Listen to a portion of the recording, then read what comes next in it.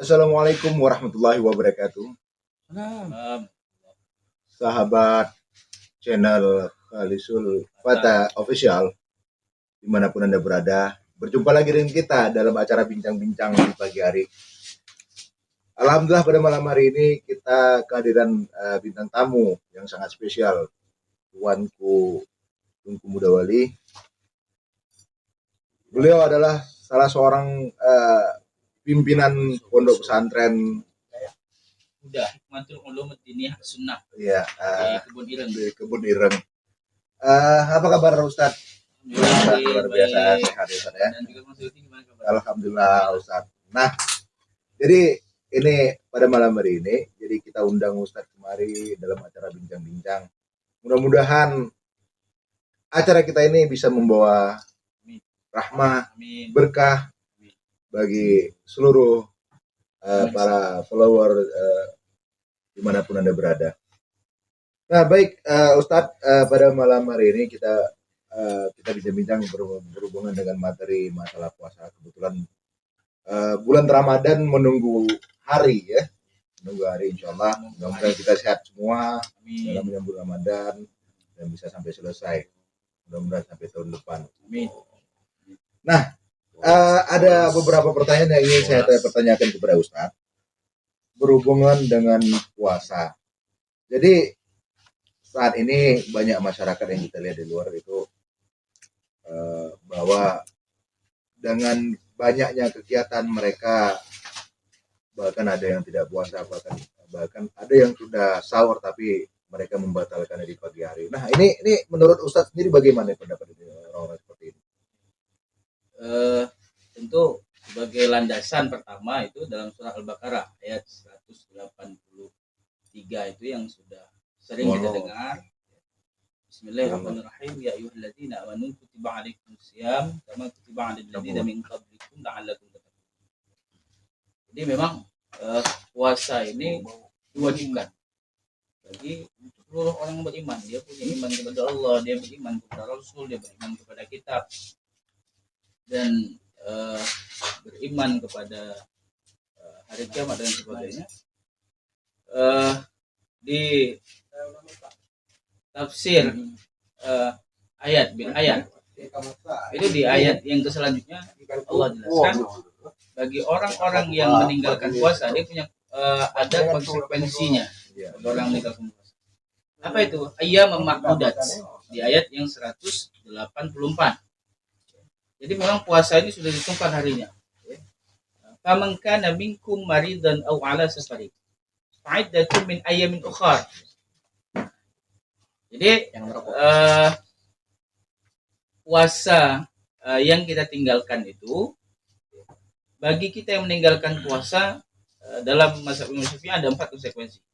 Yang pertama, dia wajib qadha. Tidak wajib bayar fidyah. Siapa itu? Bagi orang-orang yang sakit. Faman kana minkum maridan. Barang siapa yang sakit, au ala safarin, dia sedang dalam perjalanan, musafir. Termasuk dalam orang yang kerja tadi. Dia kerja lalu dia tinggalkan puasa, setelah Ramadan dia wajib menggantinya. Fa'iddatun min ayyamin ukhar. Dia wajib qadha di luar Ramadan. Lalu yang kedua, tadi yang pertama wajib qadha, tidak wajib bayar fidyah. Yang kedua, wajib bayar fidyah, tidak wajib qadha. Wa 'alal ladzina yutiqunahu fidyatun ta'amu miskin. Ya, bagi orang-orang yang enggak sanggup puasa ya, di dalam kitab fikih itu dijelaskan bahwasanya orang yang tua renta. Nah, dia enggak sanggup puasa, dia bayar fidyah. Berarti karena kondisi tubuh. Karena faktor usia tadi. Jadi berarti dia harus dia harus bayar fidyah, tidak wajib qadha. Lalu yang ketiga, wajib qadha, wajib bayar fidyah. Siapa ini wajib qadha, wajib bayar fidyah?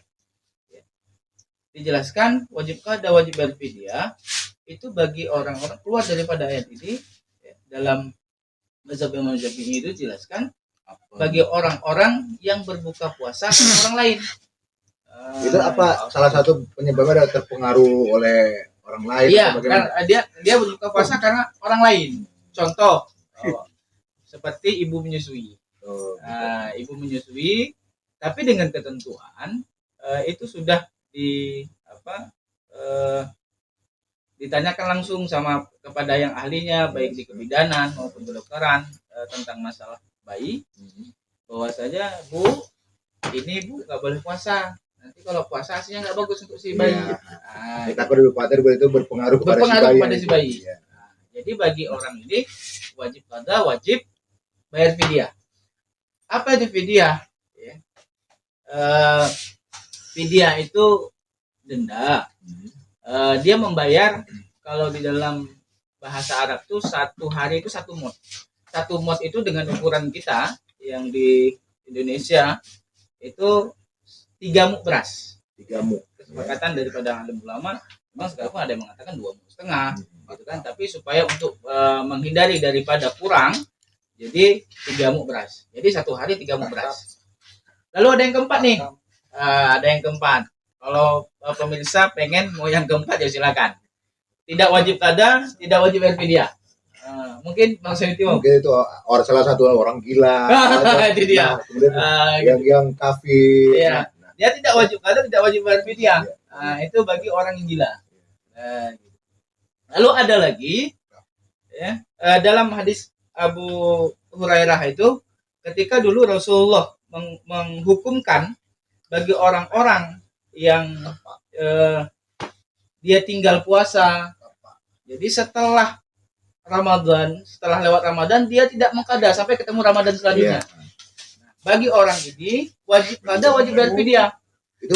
Itu berkali lipat atau enggak itu? Jadi yang pada dasarnya dia tidak wajib bayar fidyah. Iya.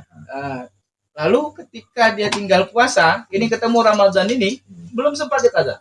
Nah, karena tidak mengqada ini, jatuhlah dendanya, dia harus bayar fidyah.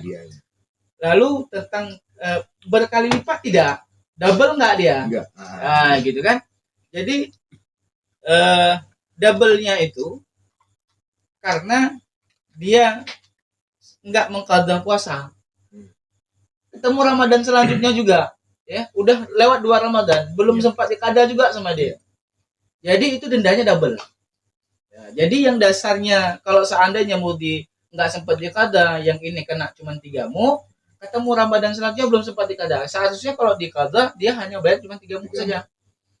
Lalu tidak diqada, ketemu Ramadan yang kedua lagi. Itu berarti ini berkali lipat. Jadi dikalikan 2. Nah, jadi kalau hal seperti itu Ustaz. Jadi ini kebanyakan di masyarakat ini, kita mungkin masyarakat nggak paham ataukah mereka kadang-kadang tidak mau mengerti ya dengan keadaan. Nah, ini di saat kita berbicara dalam di hari puasanya, ini kebanyakan kan ada sepasang suami istri. Nah, ini dalam hal konteks mereka kadang di pagi hari mau ke kantor, mau itu setelah selesai mandi mau menggunakan pakaian. Nah, jadi di sini konteks-konteksnya ketika apa aja sih batas-batasan yang tidak diperbolehkan dilihat oleh sepasang suami istri yang pada saat dalam puasa gitu. Jadi bagi kita yang membatalkan puasa dulu, yang membatalkan puasa itu memasukkan sesuatu ke dalam logam yang terbuka. Masukkan sesuatu ke dalam logam terbuka, makan, minum, itu termasuk membatalkan puasa. Lalu bagi suami istri, berhubungan suami istri di siang Ramadan batal puasa. Ketika malam nggak apa-apa. Kalau itu memang udah satu keharusan ya. Salah satu nafkah ya. Nah, nafkah seperti ini tetap harus menjadi tanggung jawab kan gitu kan. Jadi batasan sebenarnya selama itu tidak berhubungan suami istri tidak jadi masalah. Untuk keseharian sehari-hari tidak jadi masalah, dia melihat istrinya, nggak mungkin juga masa puasa nggak melihat istri gitu kan, mana tahu istri sakit nanti gimana. Nah, maksudnya dalam artinya begini Ustaz, contoh kita bayangkan bahwa ada sepasang muda-mudi yang baru berkeluarga. Nah, mereka mungkin belum paham selama ini kan belum bisa menyesuaikan nih Ustaz nih. Nah, mereka baru berumah tangga. Nah, memasuki awal bulan Ramadan. Nah, di pagi hari bisa mereka mau melaksanakan kerja mendapatkan pakaian. Nah, batasan-batasan yang harus dilihat yang diperbolehkan dilihat, batasan mana aja tuh? Ya. Untuk batasan dia kalau wanita itu melihat istri ya sebatas tidak ambil sampai menimbulkan nafsu. Gitu ya. Nafsu. Cuman dia tidak sampai kepada batal puasa, akan tetapi bisa mengurangi nilai pahalanya. Nilai pahala puasa. Tentang masalah kadarnya tidak dijelaskan secara rinci dan juga pahala puasa tidak dijelaskan secara rinci. Akan tetapi ada batasan-batasan yang dapat kita hindari supaya tidak mengurangi pahala puasa. Ya. Apa itu? Salah satunya contoh memakai wangi-wangian. Jadi kata puasa itu menahan diri daripada hal-hal yang membatalkan puasa, dan juga kita menahan diri daripada hal-hal yang dapat menghilangkan pahala puasa. Seperti memakai wangi-wangian. Jadi ketika kita puasa memakai wangian termasuk kalau dalam kajian tasawuf itu makruh dia hukumnya. Pakai wangi-wangian, sabun, ya. Kita bersugi ya setelah tergelincir matahari, ya, itu juga makruh. Nah, gitu. Jadi kalau kita mau sikat gigi, ya, bersugi itu sebelum tergelincirnya matahari lah.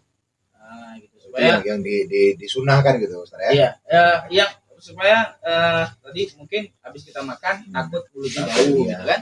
Berbau mulut, kita gosok gigi. Tapi sebelum tergelincir matahari. Ketika setelah tergelincir matahari itu dapat itu hukumnya makruh, dapat menghilangkan sebagian pahala puasa.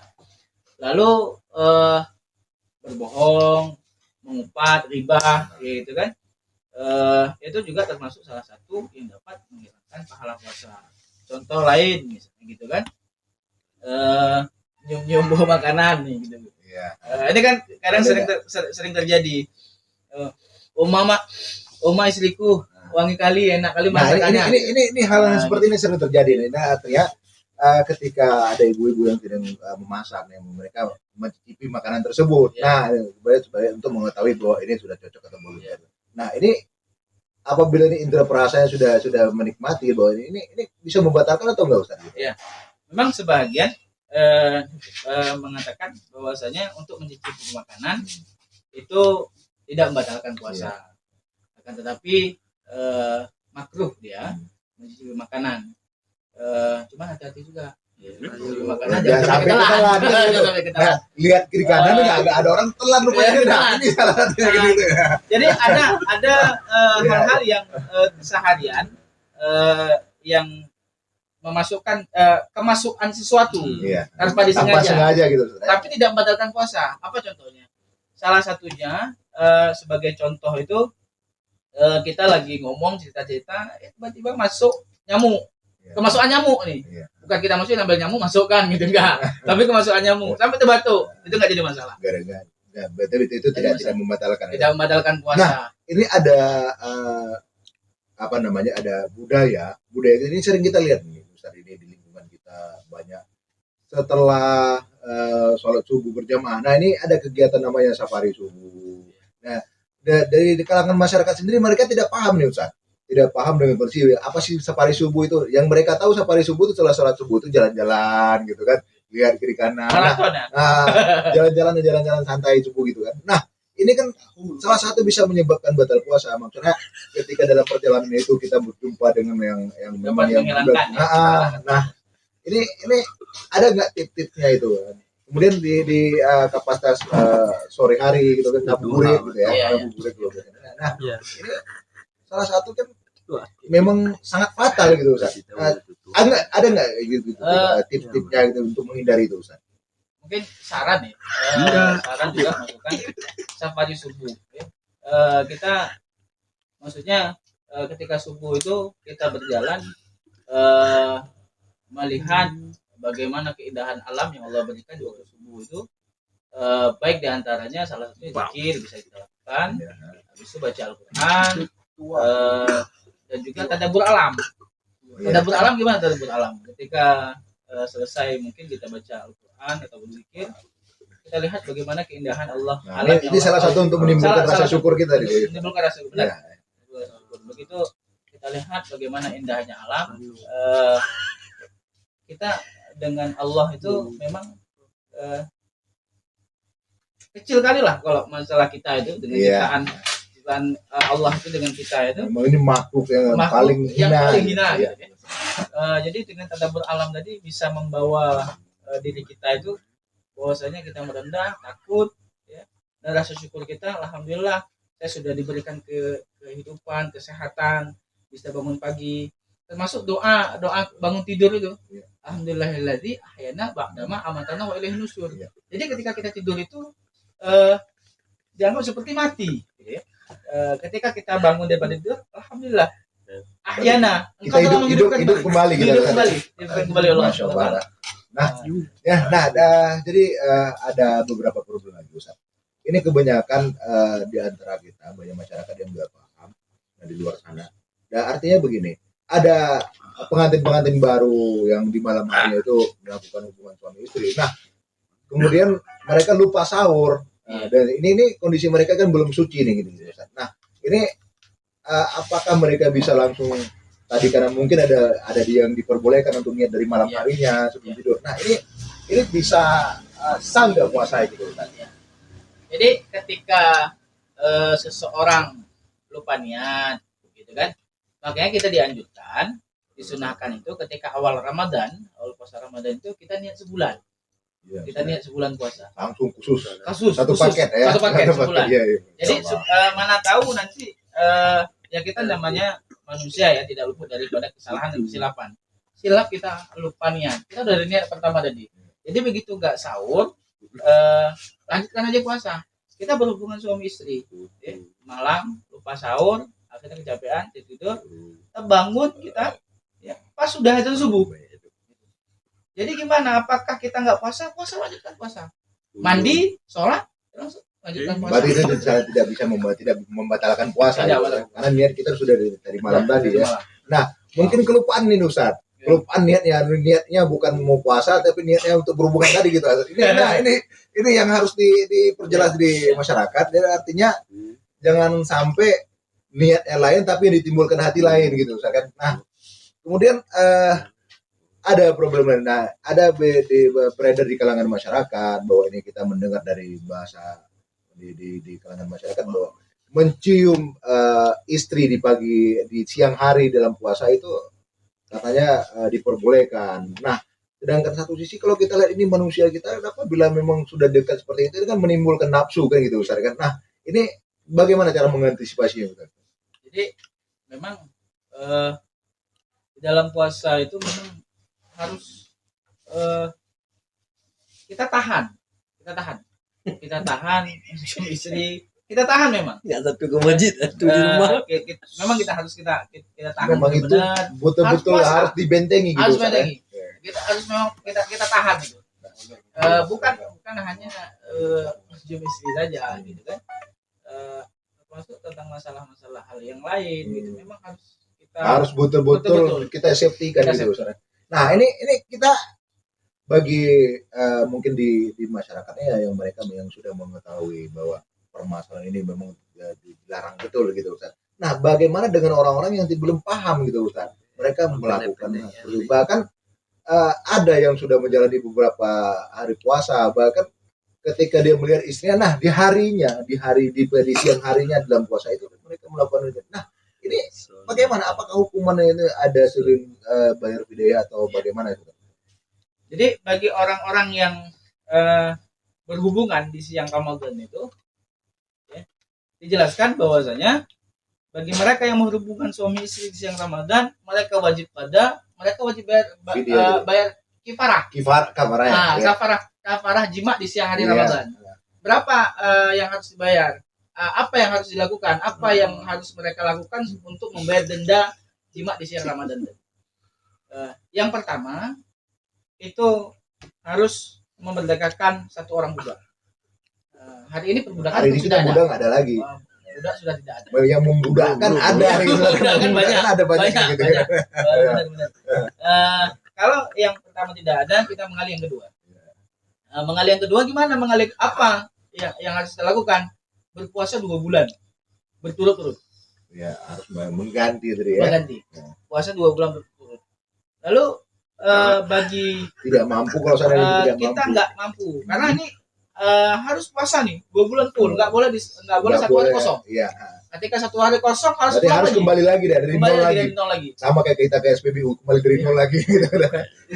Akhirnya ini puasa sebulan aja nggak sanggup, konon Konon 2 yang bulan. harus 2 bulan Harus dijalani. 2 bulan. Nah, Gitu kan. Ada Islam ngasih keringanan yang ketiga. Jadi setelah dia qada, ya, dia memberi makan, makanan yatim memberi makan fakir anak miskin yatim gitu. ataupun fakir miskin. Ya, memberi makan fakir miskin, kamu miskin. Dia memberi makan orang miskin. Ini berapa jumlahnya? 60 orang. 60 orang. 60 orang. Nah, apabila ini memang dalam keadaan orang yang melakukannya adalah orang miskin, orang yang tidak mampu, itu bagaimana lain? Jadi Solusi lain? solusi lain, yang penting kada dulu puasanya. Kada dulu. Kada dulu Nah. puasanya. Nanti kapan ada kemampuan, dibayar fidyahnya, dibayar kifarah sumpah, kifarah jumat di Ramadan. Jemaahnya ya. Cuman saya sarankan, gitu kan, kita sarankan sama pemirsa jangan disebutkan waktu kita bayar kafarah, gitu kan, Bu. Jadi saya bayar kafarah ini cuma gitu. kafarah Jumat.